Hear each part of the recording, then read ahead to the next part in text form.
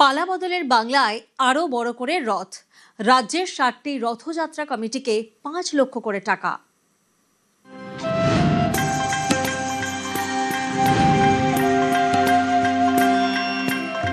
যে সমস্ত রথযাত্রাগুলি দশকের পর দশক ধরে হয়, প্রাথমিকভাবে এমন প্রায় 60টি রথযাত্রা কমিটিকে আমরা 5 লক্ষ টাকা করে সরকারি সহায়তা আজকে প্রদান করব।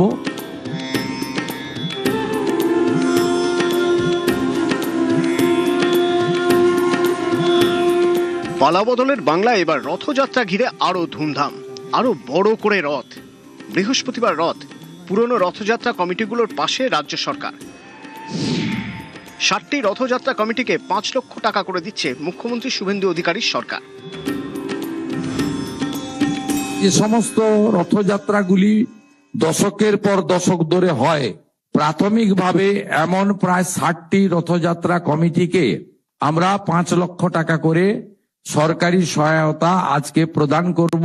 যে সমস্ত ঐতিহ্যবাহী রথযাত্রা কমিটি আজকে সরকারের এই সামান্য যোগদানে কিছুটা উপকৃত হলেন, তাদেরকে আমি বলবো পুরনো ঐতিহ্যবাহী রথগুলো রক্ষণাবেক্ষণ সংস্কারের প্রয়োজন রয়েছে। সেই কাজে আপনারা এই সামান্য অর্থ ব্যয় করবেন, এটা আমি আশা করব।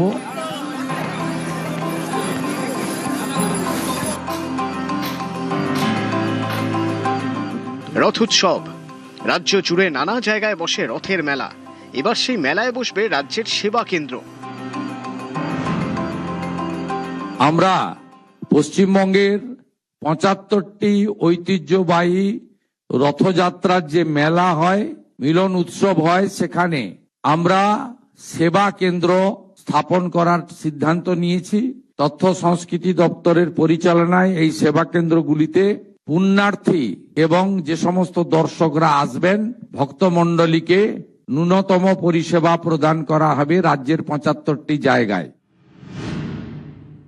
এতদিন সরকারি স্তরে এই রথযাত্রাগুলিতে কয়েকজন ট্রাফিক পুলিশ পাঠিয়েই সরকার তার দায়িত্ব শেষ করতেন। আমরা এবারের রথযাত্রায় সরকারিভাবে আমরা সক্রিয়ভাবে অংশগ্রহণের সিদ্ধান্ত নিয়েছি। এদিন বীরভূমের 5টি রথযাত্রা কমিটির হাতে 5 লক্ষ টাকা করে তুলে দেওয়া হয়। যেটা আজ পর্যন্ত কোনো সরকার যা করেনি। মাননীয় মুখ্যমন্ত্রী শুভেন্দু অধিকারী সনাতনী হিন্দু ধর্মের যে ঐতিহ্য, সেই ঐতিহ্য বজায় রাখার জন্য যেটা করলেন, সেটা খুব স্মরণীয় ব্যাপার। দক্ষিণ দিনাজপুরের তপন, এখানকার রাধা গোবিন্দ মন্দির সমিতিকে দেওয়া হয় 5 লক্ষ টাকা। পশ্চিম বর্ধমানেও 5 লক্ষ টাকা করে দেওয়া হয় 5টি রথযাত্রা কমিটিকে। এই প্রথম রাজ্যে রথযাত্রা কমিটিকে রথ ভালোভাবে পালন করার জন্য এই আর্থিক সহায়তা তুলে দিলেন খোদ মুখ্যমন্ত্রী শুভেন্দু অধিকারী। ক্যামেরায় সুমন বোসের সঙ্গে সোমরাজ বন্দ্যোপাধ্যায়, নিউজ 18 বাংলা, কলকাতা।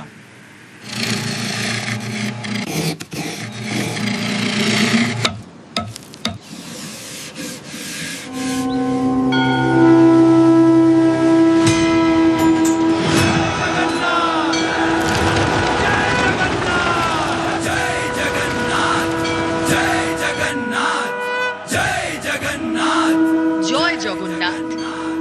বৃহস্পতিবার দিনভর